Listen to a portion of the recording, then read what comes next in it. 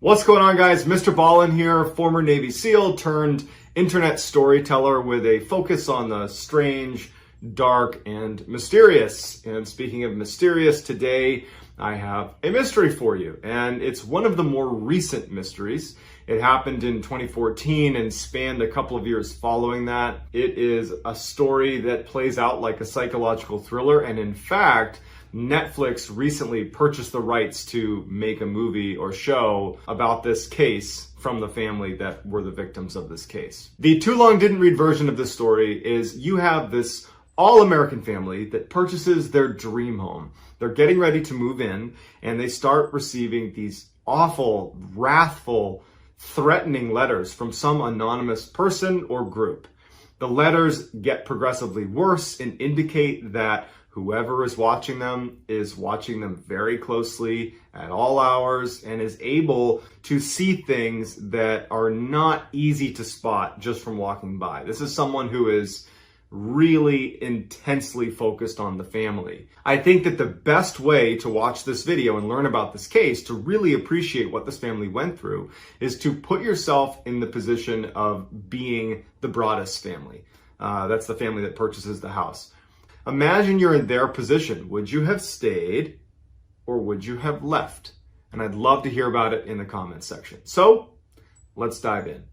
In June of 2014, Derek and Maria Broaddus purchased their dream home. It is a $1.3 million 6-bedroom house in Westfield, New Jersey, which is a very affluent northern New Jersey town.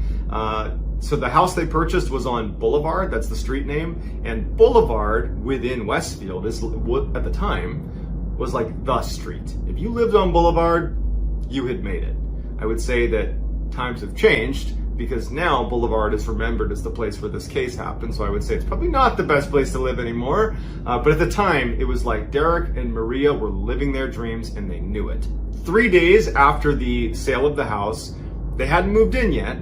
Derek had gone to the house to do some painting of the walls and some simple house renovations. I think he was just so excited about this house, he just wanted to go over and just kind of be in the space. So his wife and his kids are back at their old house that they had sold but hadn't moved out of yet. And so he's at the new house and he's doing these simple renovations and he's like, you know what, I'm gonna check the mail. Because even though they'd only owned the house for 3 days, he was like, you know what the heck, see what it feels like to go collect the mail, because this is gonna be my new home. And so he goes out and he opens the mailbox, and inside is this little tiny card-shaped envelope addressed to the new owners. Dearest new neighbor at 657 Boulevard, allow me to welcome you to the neighborhood. 657 Boulevard has been the subject of my family for decades now, and as it approaches its 110th birthday, I have been put in charge of watching and waiting for its second coming. My grandfather watched the house in the 1920s, and my father watched in the 1960s. It is now my time. Do you know the history of the house? Do you know what lies within the walls of 657 Boulevard? Why are you here? I'll find out. The letter goes on to identify what kind of car they were driving. It was a Honda minivan. It went on to say how many contractors were in and around the house over the past couple of days that were doing some renovations in the house. It even said that, I believe I've counted that you have 3 children. Someday I will learn their names and I will call to them and I will take them from you. It's like a reconnaissance of his family had already begun as soon as they moved in. And so Derek is reading through this letter and he's realizing that whoever is sending this is not a friendly neighbor at this point. This is someone who is out to harm them in some way. So he takes the letter, he runs back into the house, shuts all the windows, locks all the doors, leaves the house and goes right back to his wife and his kids that are at their old home. And they promptly call the police. Police show up, they read the letter and they're like, what is this? Do you have enemies? Who wrote you this? Because even the language inside the letter was like, it was not quite Old English, but close. It was like this bizarre writing and it was just very stalkerish and awful, and the police just don't really know what to make of it. And Derek and Maria are obviously very upset. They haven't even moved into the house yet, but this is a big cause for concern. So the letter did not have a return address, but at the end of the letter, it just said, "Who am I? I could be someone that's walking by your house every day. I could be someone driving by your house every day.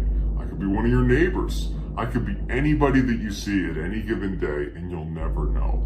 And then it just says, signed, The Watcher. After the police leave that night and promise to launch their own investigation, Derek and Maria, they're totally on edge. And so they write an email, even though it's super late, to the Woods family. They're the family that sold the house to Derek and Maria. And they say, hey, we just got this strange threatening letter. Have you received anything like this? Because the Watcher claims to have been watching you for the entire time you were there. And the Woods family writes back and they say, 3 days, I think it was 3 days before we actually left the house, we did receive a letter. It wasn't threatening. It was just thanking us for our time in the house and treating it with respect, and that it would be taken care of going forward, and that this person would look after the house for us, and it was signed The Watcher. But to be honest, we didn't think much of it. We crumpled it up and threw it away. So the Broadduses decide that they are not going to rush to actually move into the new house. They had thought about doing it, but they decide with this letter that maybe it's best to hold off a little bit. And so Derek and Maria would do day trips with the kids. They'd go do day trips, do some renovations, make sure that the contractors that were there were doing a good job getting the house in order, and then they would come back to the house that they were still living in. About 2 weeks after that letter was found, Maria is there with the kids, and she gets to the new house and she sees there's a letter from the Watcher, the same envelope, same writing on the outside, and so she immediately calls the police even before she reads it. She opens it up and it says, "Welcome again to your new home at 657 Boulevard. The workers have been busy and I have been watching you unload carfuls of your personal belongings. The dumpster is a nice touch. Have they found what's in the walls yet? In time, they will." The Watcher goes on to identify each of their kids by nickname and by birth order, which implies that whoever this was close enough to Maria or to Derek when they were speaking directly to their kids using their nicknames that they overheard. Because it's one thing to know the children's full names, because it's possible that you could have looked it up online or something, but to know their nicknames, that implies a level of proximity that even though they knew the Watcher was probably in the neighborhood, almost definitely, this meant they were practically on top of one another. And it gets creepier. The Watcher also in this letter asks, about one of the children and says, is she going to be an artist? I saw her using her easel yesterday.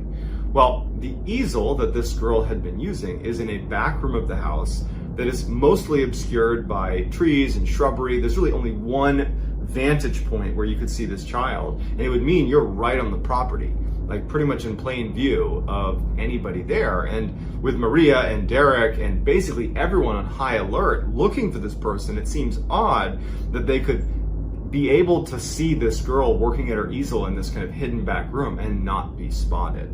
And then, of course, to kind of seal the deal, making this letter just totally terrifying, they go on to say, "Do your kids go in the basement? I'd be afraid if I were them. It's far away from the rest of the house, and if you were upstairs, you would never hear them scream. Who has the bedrooms facing the street? I'll know as soon as you move in. Then I can plan better." So at this point, Derek and Maria are in full crisis mode, because it's one thing to be watched, which is bad. It's another when the person watching you is now overtly threatening your family, your kids. It's a bad situation. So Derek and Maria at this point, they don't know if they're even ever going to move into this new house. It felt unsafe. And so for a few weeks, they're kind of teetering on whether it's worth moving in or not, and so that they aren't there. They're not going to the new house at all. And a third letter arrives basically saying, where are you? The house misses you, obviously from the Watcher. At one point between the first letter and third letter, Derek was speaking with John Schmidt, who lived 2 doors down from their new property on Boulevard. And John was saying that Derek ought to look into the Langfords. It was a family that lived right next to their new house, kind of a little bit of a strange family. It was a 90-something-year-old mother and her adult children who lived with her, who were all in their 60s. And one of the children, Michael, he was just known in the area about being a little bit odd. Like he would just kind of creep out other people. It wasn't uncommon to have him like walk across people's property, you know, like little things like that, like looking in windows, just giving the vibe that he was a little bit strange and people didn't really like being around him. So Derek brings it up to the police that, hey, you should look into Michael Langford. He lives right near us. Neighbors are saying he's a little bit off. The police were like, actually, he was the first person we talked to. We brought him in, we questioned him, he denied it, we have no evidence tying him to it, and we just don't think it's him. And then later on in the investigation, they would actually do a DNA sample from one of the letters, and they would find out that it was a woman's DNA. And so that effectively ruled out Michael Langford, but the Langfords had a daughter. And so they decided maybe it could be her. And so they actually got a water bottle from her that they found, and they tested that, and it wasn't a match. So the Langfords were ruled out. Derek is growing increasingly more paranoid and angry. You know, he went from being, you know, scared of what was potentially going to happen to feeling like, how dare you threaten my family, my kids? And he started telling the police, like, if you don't find who's doing this, I'm going to figure out who it is. And then you're not going to be dealing with, you know, a stalking case. You're going to be dealing with a different kind of case, if you catch my drift.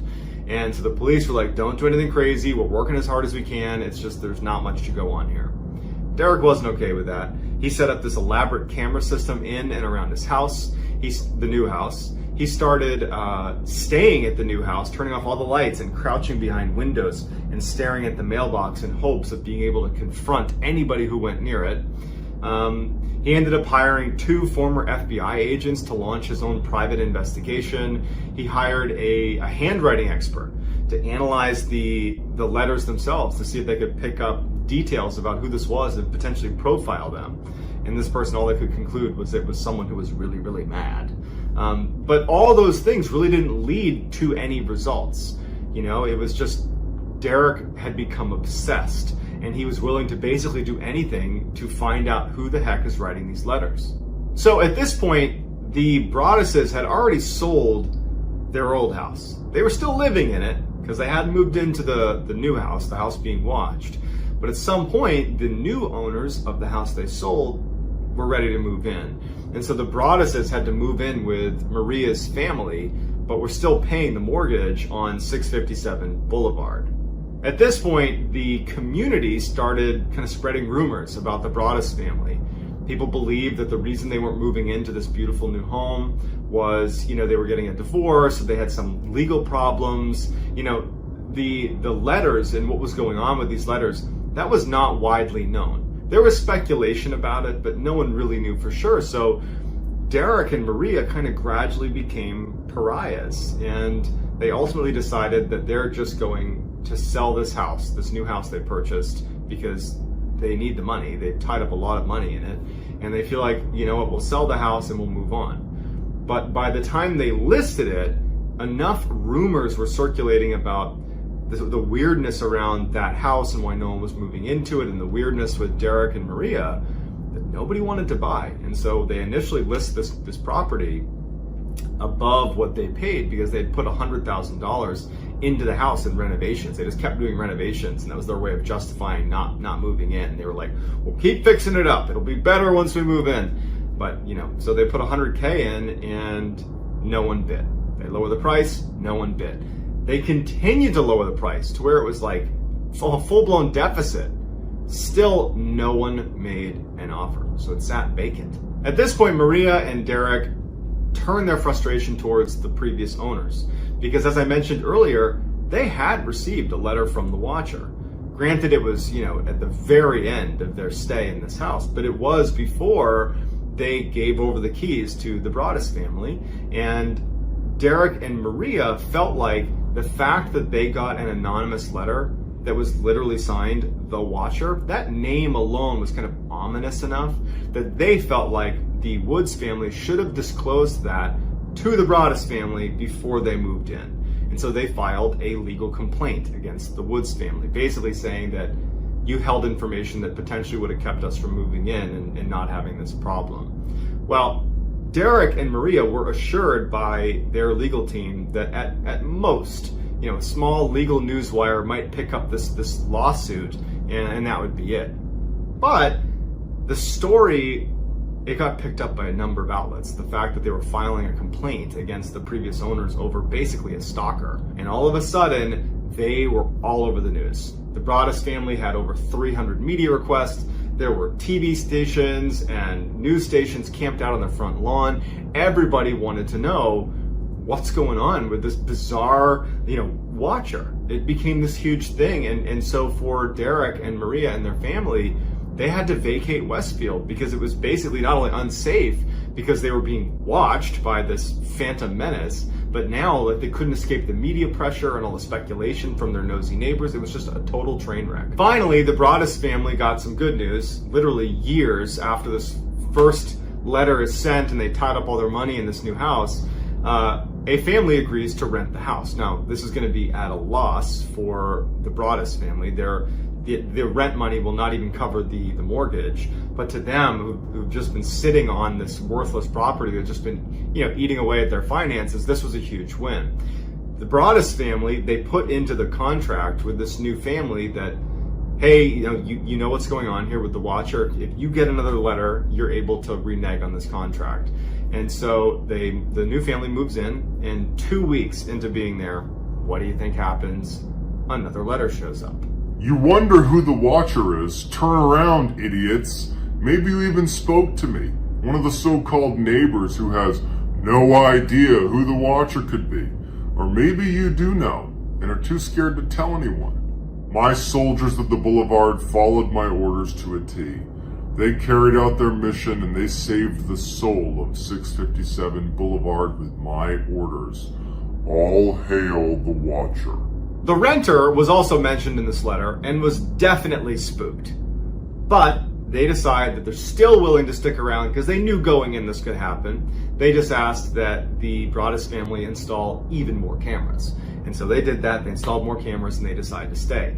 Derek and Maria are obviously disheartened, but at the same time, now they have more evidence against the watcher. And so they take this new letter, they bring it to the police, and unfortunately, much like the other few letters they'd received, there was nothing much to go on, except that you have this person claiming to watch them, but no hard evidence to tie it to anybody. So once again, they got nowhere. After renting this house out for a while to this family at a deficit, the Broaddus family in 2019 finally decide to just sell the house at a $400,000 deficit. It was just a huge nightmare, and at this point they were willing to pay $400,000 to get rid of it. Before they sold it, they received one more letter, and this is what it said. You are despised by the house, and the watcher won. Despite the investigation by police and the unofficial investigation by Derek's private investigators, we are not anywhere closer to figuring out who the watcher is, or what's hidden in the walls. It's all still a huge mystery. Many people have speculated that the Broaddus family, that Derek specifically, was probably the person who wrote the letters, because in fact, he would later admit that he wrote a number of anonymous letters to people in the community that had been bad-mouthing he and his family. But he said it was purely out of frustration. I wanted to scare them and make them, feel what it was like to have the watcher watching them. But he said, this whole situation has really devastated them financially and emotionally, and, kind of ruined their ability to stay in the town that they loved so much. So it just, the angle that he stood to benefit from this, it's not a very good theory in my opinion. In addition, recently Netflix bought the rights to their story. But if Derek and his family had said, what we're going to do is we're going to set up this elaborate mystery around ourselves for years in order to secure movie rights, you'd be putting your kids through something so traumatic. And so the idea of having your kids have to live with the fear of being attacked and getting bullied at school because, everybody talks in these communities, that seems far-fetched too. It remains to be seen who the watcher is, but to this day, it remains a mystery. So if you haven't already, please click like and subscribe. I am going to be trying to do 2 or more stories a week. I'm really making a push to make YouTube my primary, so I hope you'll tag along. If you want to talk to me separately, you can DM me on Instagram. That's JohnBallen416. Also, go follow me on TikTok. My handle is MrBallen, and that's going to do it, guys. I hope this was interesting, and I'll talk to you soon.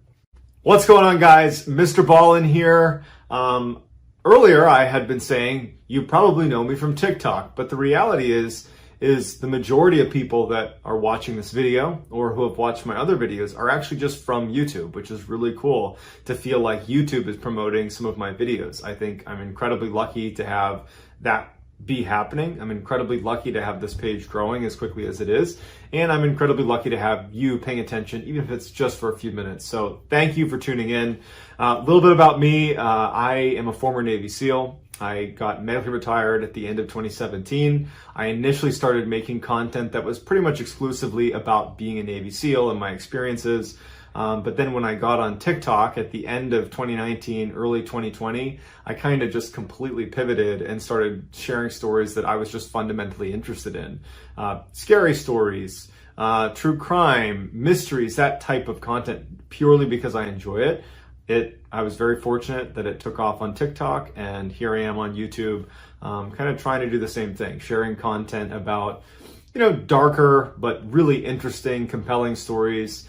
It's just something I'm passionate about, and I'm really happy that I'm starting to grow a platform that is based on that, because I would love to do this indefinitely. So today I'm going to be covering a very famous haunting. But before I get into any details about it, I want to be upfront with the people watching this video. This video and my channel in general are not designed to be, an attempt at convincing people that the paranormal is real or that ghosts are real.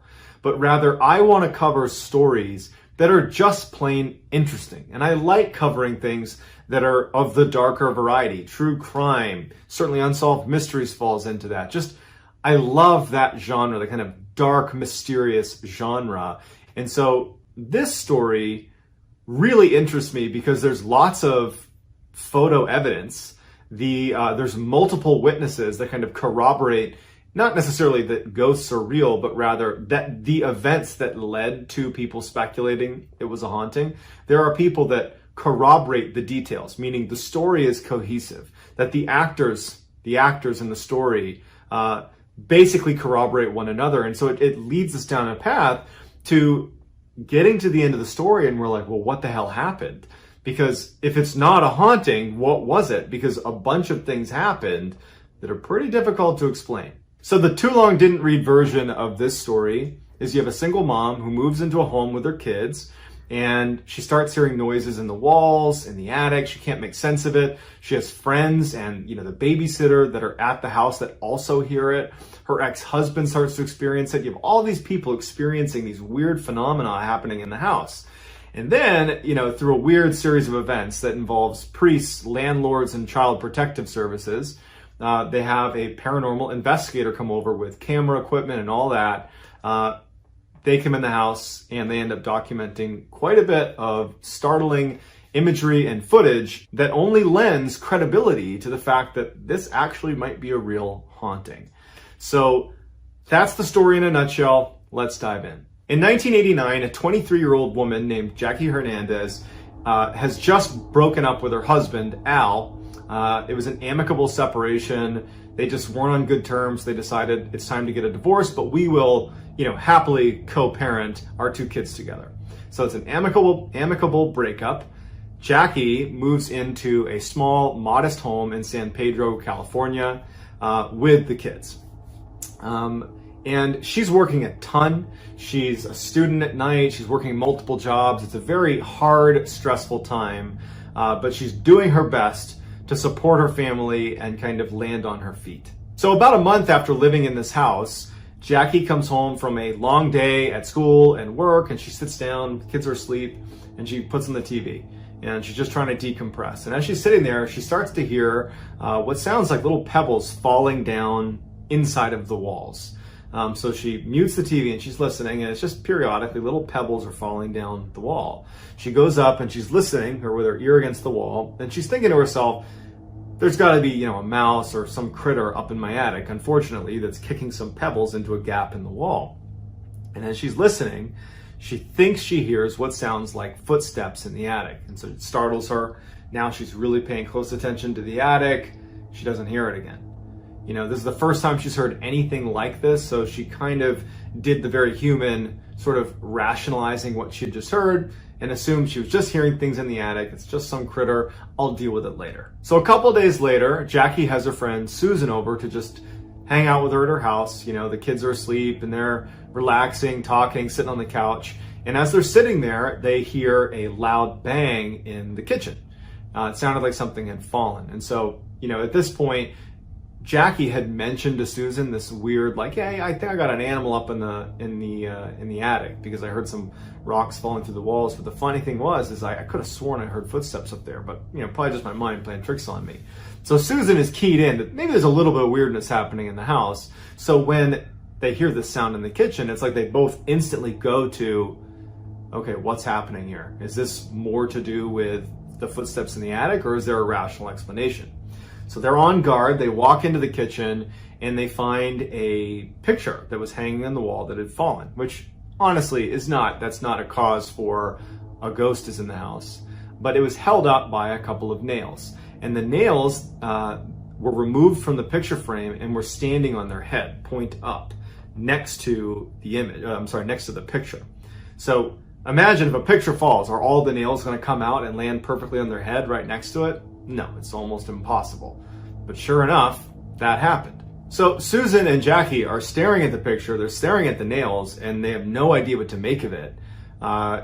Susan was a little bit more eager to connect it to these footsteps in the attic, but she also did not want to frighten her friend because she knows she's living alone. And so they kind of talked a little bit about it, and maybe they both wanted to have that discussion about what's happening in the house, but they both kind of decided, without saying anything, that we're going to kind of avoid this topic.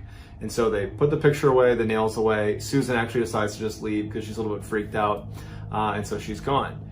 The next night, Susan actually brings over a new babysitter. It's this 16-year-old girl named Tina. And so I guess, Jackie wanted a little bit of time to leave the house. She thought that she was kind of losing her mind with all the stress of work and school. And so Tina comes over. Jackie had not told Tina anything about what was going on in the house. It was just like, hey, take care of the kids, I'll see you in a little bit. She's sitting on the couch, Tina, the babysitter, and she just like, you know what, I'm gonna go just check on the kids. I got a weird feeling, just make sure they're okay in their bedrooms. And as soon as she goes to push the door opens, which she remembers in an interview saying it was strange that before it actually made contact with the door swung open. But, I didn't think anything of it. I walked in, the sun is just fine. So I walked back out and I shut the door. But as soon as I shut it, I turned around and it was starting to open again. And she describes thinking that, oh, I guess, the house must be, not level or something. Jackie comes home and Tina tells her about the door. And I think that Tina on some level was hoping that Jackie, being the adult, would, hear what she was saying and have just a totally rational explanation for what was going on. Like, oh, the door always does that, something like that. But Tina was shocked when she told her this, and Jackie reacted visibly like she was concerned. And Tina's like keying in on it, and she was like, do you know why this could happen? Why the door would be kind of opening on its own? And Jackie just said, honestly, there's been a couple of weird things that have happened. And so they talked about it a little bit, but ultimately, they both just decided, you know what? I think that we're connecting things that don't need to be connected. It's just a couple of strange occurrences. So Tina leaves, Jackie goes to bed, and they don't think about it. So the next day, Jackie has Tina come back over because she needs some more help with the kids. And so as they're standing in the kitchen, Jackie's describing to Tina what she needs to do that night, when to feed the kids, what time to put them to bed. Tina just kind of stops paying attention to Jackie and looks up at the corner of the kitchen. And so in the back corner of the kitchen, Tina's looking and she says, did you put in a new light in the corner of your kitchen? And Jackie looks too, and she's like, whoa, what is that?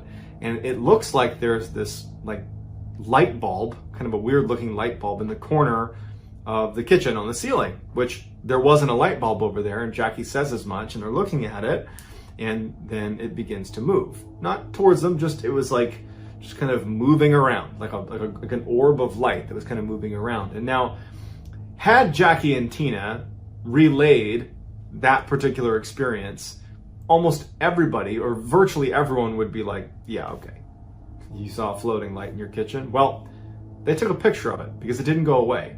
So they went and got a camera and they took this picture.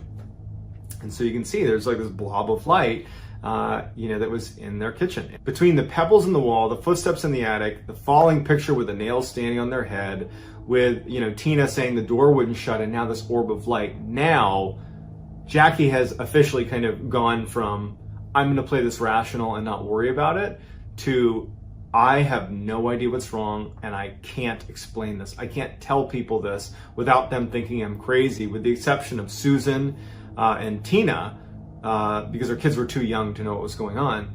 There's no one that she felt comfortable sharing her anxieties and fear about what was happening, because how do you, a skeptical, rational person, go to for example, the police and say, hey, there's nothing in my attic, but I believe there's someone walking around my attic and kicking pebbles into my walls and knocking pictures off the wall and taking the nails out, standing them on the head. They're going to say that, well, are you doing this? Are your kids doing this?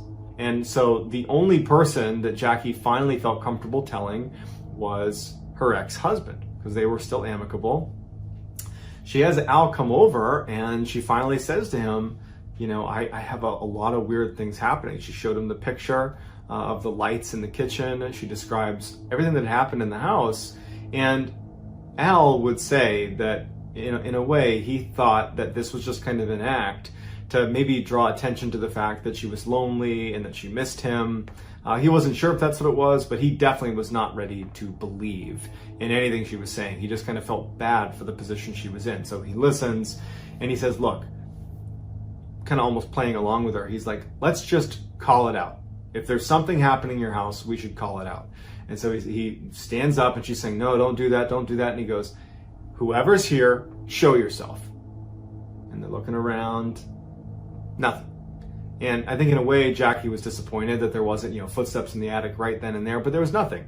And so Al kind of does there's nothing to worry about here, just stop worrying about it. And so he leaves. And, Jackie's disappointed, but not shocked. And she goes to put something away in the closet. This is immediately after he's left. And she opens this closet, and inside the closet, on every wall, inside the closet, on the back of the door, was written Al. A in red and the L in blue. A-L, all over the wall. And that had not been there before. And what she believes was a response to the challenge by Al. So at this point, if she had money, she said she would have left, but she didn't. She didn't have the resources to move. And so she's just kind of trapped, and she's expressing her concerns and her anxiety to her friend Susan. And the two of them are actually out for a walk in their neighborhood, and she's telling Susan how scared she is and like, what do I even do? And it just so happens that the landlord, her landlord, Jackie's landlord, was walking down the street at the same time, and they bump into each other. They have some pleasantries, and Susan, just kind of without even asking Jackie's permission, says to the landlord, hey, there's some weird stuff happening in our house. She doesn't want to tell anyone because she thinks people will think she's crazy. And so they go into describing to the landlord all the strange happenings in the house, the lights that they got a picture of, the pebbles, the footsteps, all of it.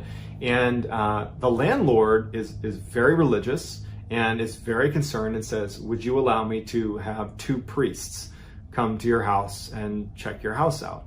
And Jackie is a religious person, but to be honest, was a little skeptical at the idea of introducing religion to what was going on. I think that for her, she just wanted it to go away, but then again, she had nowhere to turn. And so she was like, okay, we'll have the priest come over and check it out. So the next day, these 2 priests show up to her house, and Jackie's house was very much in disarray. She had 2 young kids, she was working multiple jobs, doing school late, and she had all this weirdness happening in her house. And so when they showed up, her house was a total mess. Her kids are crying. It's a madhouse. And ultimately what happened from this visit is the priest walked around, offered to bless her children. But really they didn't have any sort of like conclusion. And then they leave. And Jackie was like, well, that didn't really do anything for me, but okay. The next day, she gets a visit from Child Protective Services, because the priest had actually filed a complaint saying that this was all a hallucination by an incompetent mother. This notion that the house was haunted, combined with when they showed up, the house was a total mess. They just said, I don't think the kids are safe.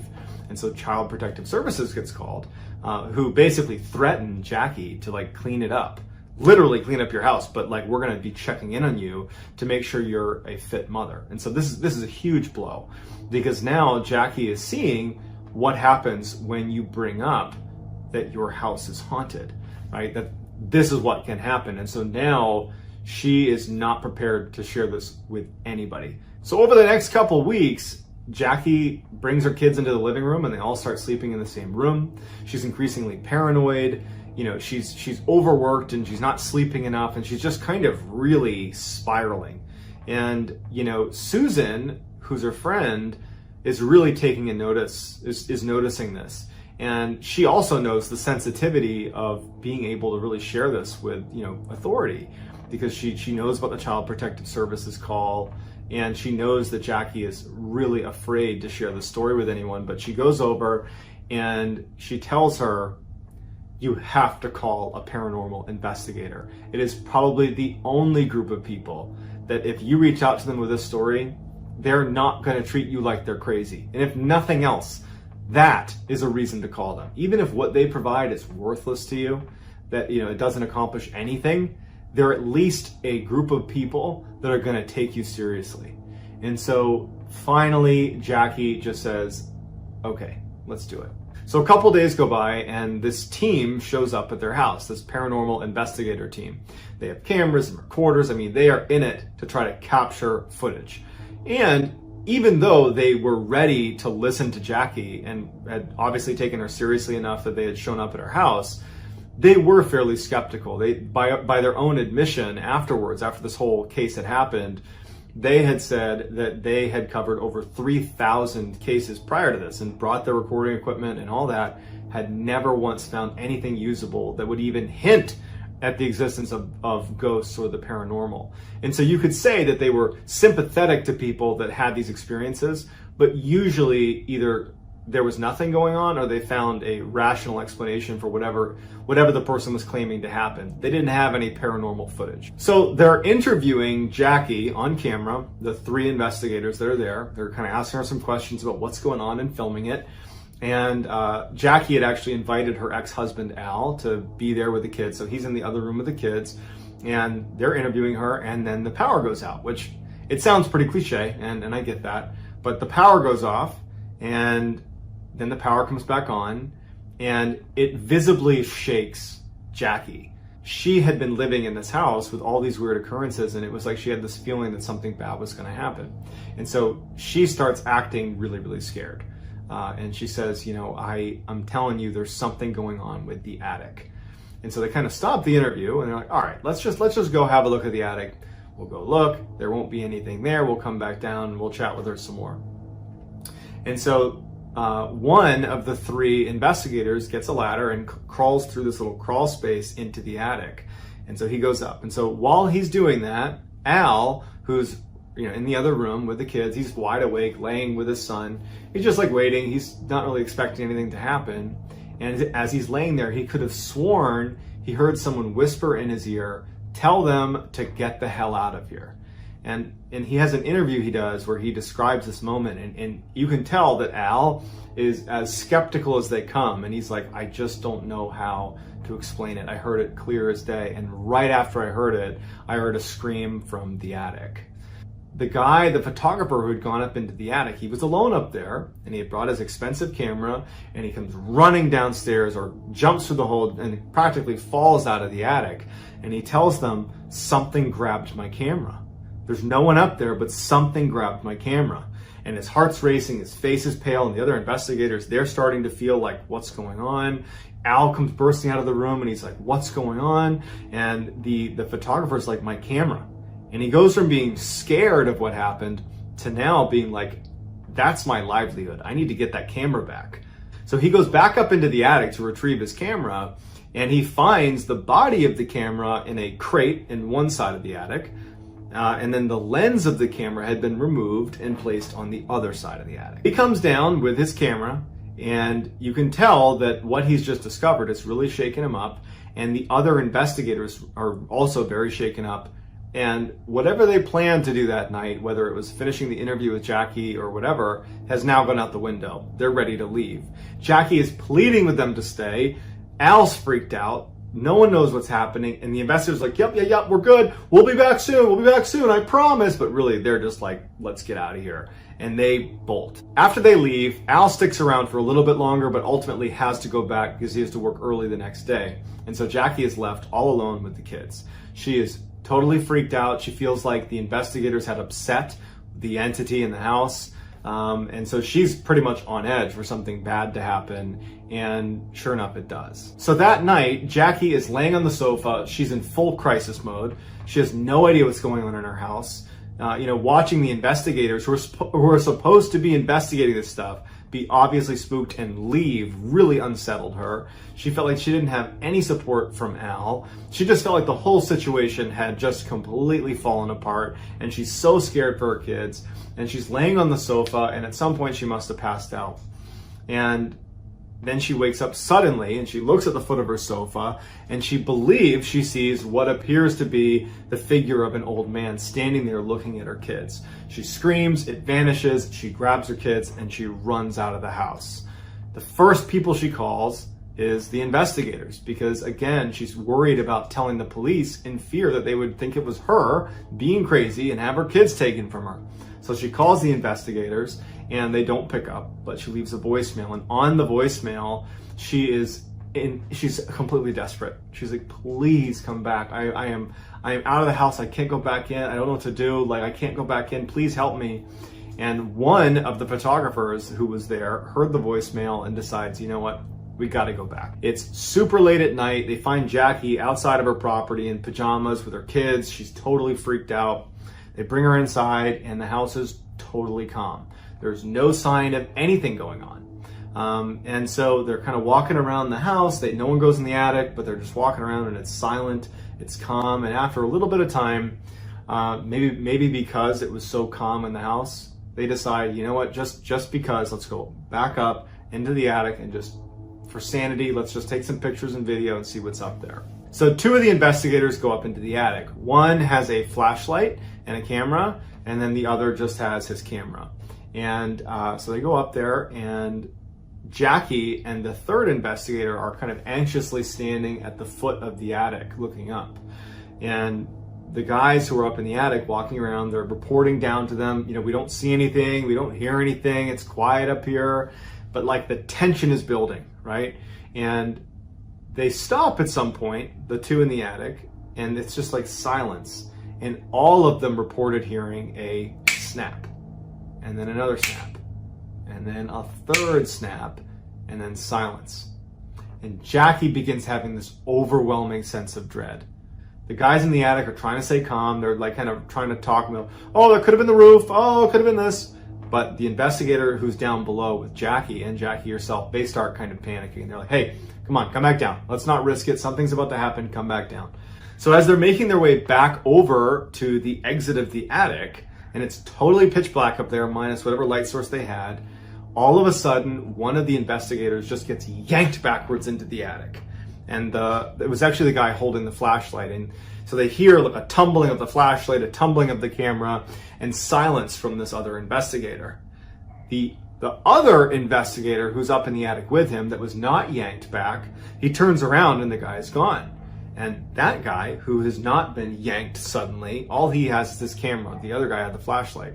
So he instinctively starts clicking pictures with his camera to use the flash.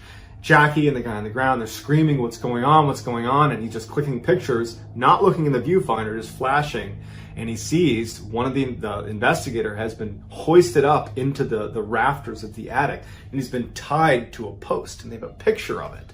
And so they run over, the investigator who's up there with him, he runs over, he unties him, pulls him down, and that guy's, totally freaked out. He doesn't know how he got up there. They collect their stuff and they practically fall out of the attic, and it's just pure mayhem because the guy he's freaked out, he's ashen-faced, he's got these marks on his neck like something was holding onto his neck, and they run out of the house, never to go back in.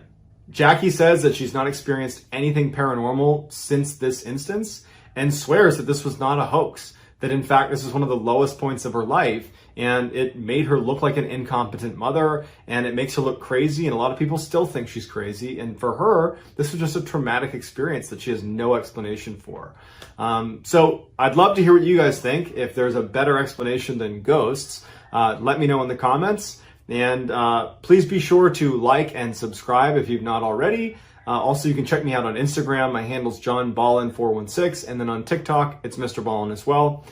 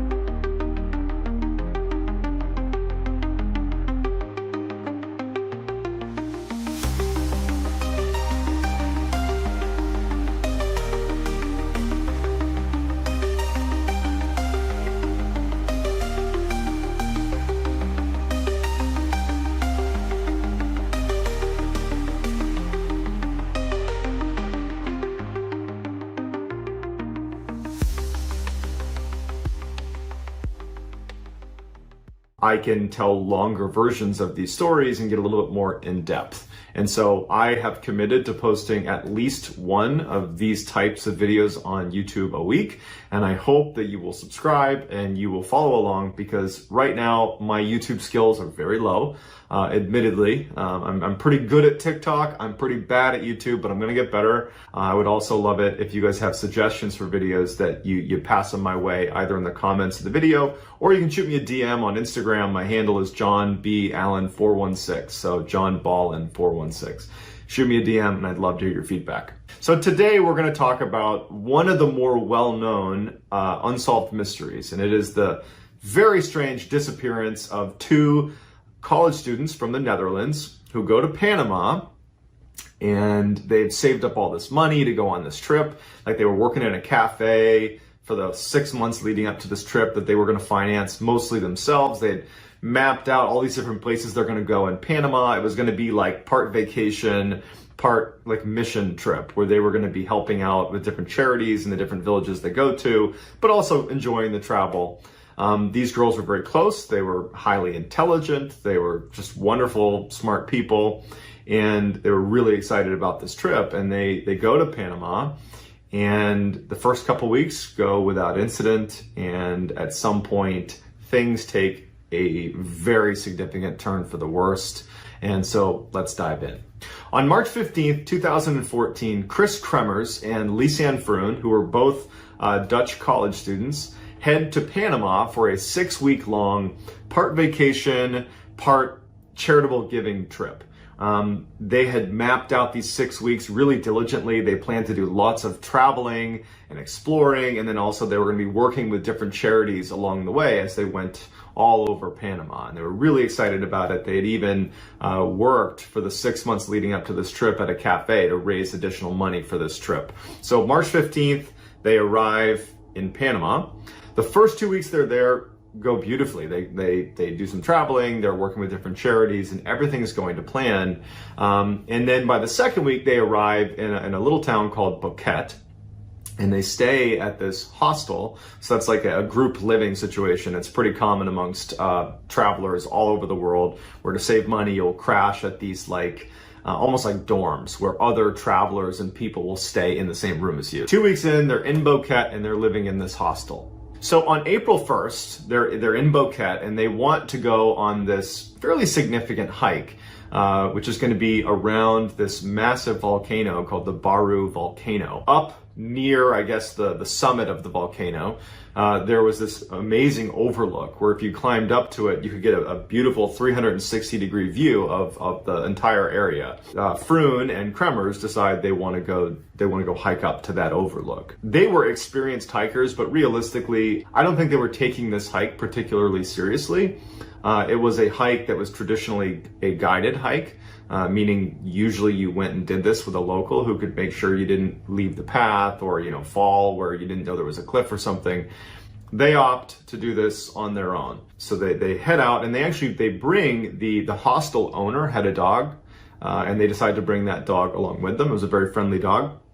So Kremers, Froon, and the dog head off for this hike up this volcano. They had a digital camera with them, in addition to water, and they had their phones, and all the different kind of basic supplies. They had a camera, and so this is important because they take a bunch of pictures as they begin this journey. So that night, the dog returns to the hostel, but the girls aren't with the dog, and so this alerts the owners of the hostel. But they search the area, like I guess the immediate area, for the girls. They can't find them, and they decide, we'll just wait until the morning and see if they turn up. The next morning, they don't turn up. Additionally, the parents of the girls, they were used to getting very regular text messages from these girls to kind of let them know that everything was okay, and the text messages stopped. And so that alerted the parents as well by the second day after they've gone missing. And so authorities are alerted. Search crews were organized on foot for the first day. So April 2nd, there are search crews all over the place looking for these girls. Can't find anything. The next day, they set up aerial search teams. They're scouring the jungle looking for signs of these girls. No sign of them. The search continues, and then on April 6th, the parents of Kremers and Froon, they arrive in Panama. They immediately offer a $30,000 reward for any information about their daughters, which is a ton of money in Panama. It's roughly equivalent to about $500,000 in a developed country. I mean, with 30,000 US dollars in Panama, I mean, you could buy land, you could buy a house, you could start a business. I mean, this is big money. And considering many people, especially in that area, were day laborers that were working for like less than $10 a day. I mean, you would think that type of reward for just information about these girls would incite hundreds of people to just on their own go looking for these girls. And if you consider too that, I mean, this is a small town. I mean, news travels fast. This is the area they probably grew up in. They know the area really well. The idea that with an amazing incentive, the financial incentive, and just the fact that they know this area really, really well, it was odd that nothing was turning up. There were no leads coming in. 3 months go by, and there is not a sign of these girls anywhere. They have vanished. There's no leads. Nothing's been found. Obviously at this point, the family and investigators have pretty much accepted that they're probably deceased at this point, but they're looking for them. They want to know what happened. And a local woman finds Froon's backpack, her blue backpack, 5 miles away from where the girls were supposedly hiking, or where they had intended to hike. Navigating a jungle is exceptionally difficult. Even with the right equipment, even knowing what you're doing, the travel is so slow. Cutting through the growth on the ground, there's animals to contend with, even though it's incredibly moist, and there's lots of moisture in a jungle, the water oftentimes can't be drank. So the risk of dehydration is really high. The jungle that they were in was incredibly mountainous. And so in addition to just navigating a jungle, you're dealing with pretty significant elevation changes. I mean, it is a treacherous place to be navigating, absolutely treacherous. And for them to have moved 5 miles through dense jungle it's incredible. That is almost unbelievable. But nonetheless, their backpack is found, 5 miles away. In addition, the woman who found the backpack, she was a local woman, and she said, I'm out in this area a fair amount, and I've not seen this backpack. I saw it today, and I picked it up and reported it.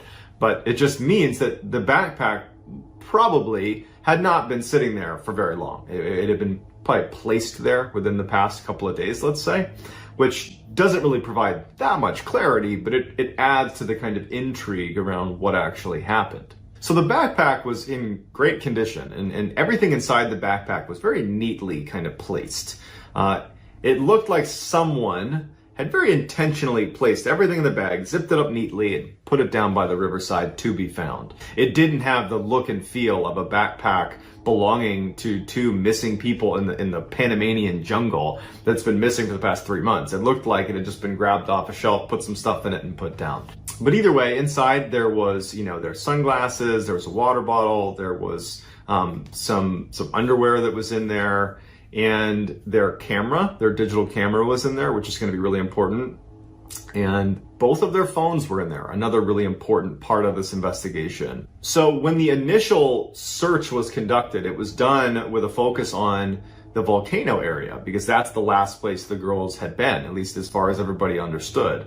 But now that they found this backpack 5 miles away, they had a new area to search. And so they do. They start searching around the area around the backpack, and they quickly find some of the girls' clothing neatly folded on the side of a river, but no sign of the girls. And then another 2 months go by, and they finally locate, in the same rough area that the clothes and the backpack were found, they actually discover some of the remains of the girls, that DNA confirms it was them. But it's the state that the remains were found in, and some of the other things that were found in conjunction with these remains that raise a lot of questions. So of the remains that were found, DNA proved that some of them were Chris Kremers and Lisa and Froon. DNA also showed that mixed in with some of the bone fragments and pieces of remains that were found were at least 3 other people's remains. So we're talking about 5 people's remains in the same area. Also, interestingly, scientists were able to look at the bones, and there were no scratches on the bones. So that's important if you think about it, because their bones were found all over the place. They had been, broken apart, right? Well, if an animal had been responsible, there would have been scratches all over the bones, because they would have broken the bones that way. Without those scratches, the only other way it could happen is if they've basically been pulverized, basically broken with blunt force. So obviously something horrible has happened to these 2 girls, but their remains really only show investigators that the women had died. It doesn't show how they died or really anything. And so investigators needed to look at the other evidence to try to get a better sense of what actually happened. And so they look at the phone records, and they can tell that on April 1st, when they started this hike initially, there is a string of distress calls that are sent within an hour of the hike starting. So whatever happened to these girls happened almost immediately on their hike. None of those calls connect. Over the course of those first 4 days, as they're trying to reach help via their cell phone, nothing's connecting, and then Froon's phone dies. Kremer's phone does not, and they or she begin turning it off and then turning it on sporadically to try to get reception. On April 6th, something interesting starts to happen. Somebody was trying to access Kremer's phone. There was multiple failed login attempts, and it got to the point where you weren't even allowed to input any more codes. It was just locked, the phone locked. So somebody was unable to get into the phone. From April 7th to April 10th, there were 77 calls attempted, distress calls attempted. And then on April 11th, the phone died, and that was it. So in addition to the phone, they started looking at the camera. And so when you look at all the pictures they took, the beginning of the camera roll is this wonderful, montage of these 2 girls having this great time hiking up this volcano. And then as night begins to fall, you can tell that their expressions begin to change a little bit. It looks like you could begin to see that maybe something was wrong. Perhaps they're lost. We don't really know. But then there's no more pictures taken until April 8th. Over 90 pictures are taken between April 8th and April 10th, which is that period of time where all those distress calls were made on Kremer's phone before Kremer's phone finally died. The pictures are very strange. There's a lot of theories about why they took the pictures they did, but in a nutshell, the pictures, none of them include pictures of the girls, with the exception of one, which is the back of Kremer's head, and it appears to be bleeding. The rest are shots of the landscape, and they're all taken in total darkness. So they're in the middle of the jungle in total darkness taking these pictures. There was one picture that looked like whatever gear they had been kind of lined up on a rock, and someone had taken a picture of it. There were pictures of candy wrappers, and there also was a picture that was like looking down into a ravine that perhaps was a picture of one of the girls down in the ravine. So it's unclear who's taking the pictures. It could be the girls, could be one of the girls, could be a third party, we don't know. And then there's a ton of speculation about one picture in particular. So picture 509, as it's been dubbed, because that was the number on the camera roll, was deleted from the camera. Now, that in and of itself is not particularly strange. It's not crazy to think that these girls might have deleted a picture, right? I mean, maybe they accidentally snapshot something and they just deleted it. But it was permanently deleted, right? So if you hit delete on a digital camera, it's deleted. But a professional with the right software could reconstruct that image if they plugged it into a computer. Now, in order to permanently remove it from your camera, the girls would have had to connect it to a laptop, to a computer, and wipe it that way. They didn't have access to a computer. So at most, they might have hit delete, but it still would have had that kind of archived, almost ghost image that a professional investigator could have reconstructed. But when they went to do that with this deleted image, it was wiped for good. So someone had managed to professionally wipe one picture, and it was the last picture on the camera roll. So the pervading theory here is that these girls got lost and fell to their death. But to me, that's totally unsatisfactory. I believe they were murdered, and I think it's because there's just too many things indicating that foul play was involved. How did they go 5 miles across incredibly rugged terrain that even amongst Navy SEALs, that would be a very difficult distance to cover, even with all the right equipment? How did they, without the right equipment, not knowing the area, without a guide, without even flashlights, how did they do that? And then let's just assume they managed to go the 5 miles, okay? They fall to their death. Why are their remains, 1, incomplete, and 2, scattered and mixed in with other people's remains? Why were Kremer's bones bleached? And why weren't there scratch marks on the bones? I mean, you would think that in order for if they'd fallen off this cliff, let's say, in order for their remains to be scattered all over the place and be dismembered, that an animal would have to be involved if there's no foul play involved. And there's no scratch marks on the bones, so an animal couldn't have done it. So there's lots of questions that go unanswered. And then if you look at those pictures again, it seems an awful lot like somebody else was taking those pictures. Somebody was trying to access Kremer's phone towards the end there, and someone looks like they were using their camera as well. And then, you know, the backpack that was found, it just seems like it was kind of staged. But then again, like, to what end? Why were they giving away the camera and the phone, which kind of led them to thinking probably this is foul play? Why would they have placed the backpack? That doesn't really exonerate anybody. It actually just adds more questions about the case. So the whole thing is just very confusing, but the narrative that they simply got lost and fell, to me, seems like the most far-fetched thing out of all the theories. So that's gonna do it, guys. If you liked this, please like and subscribe. I'll be doing these at least once a week. I'd love it as well if you dropped in the comments suggestions for future videos.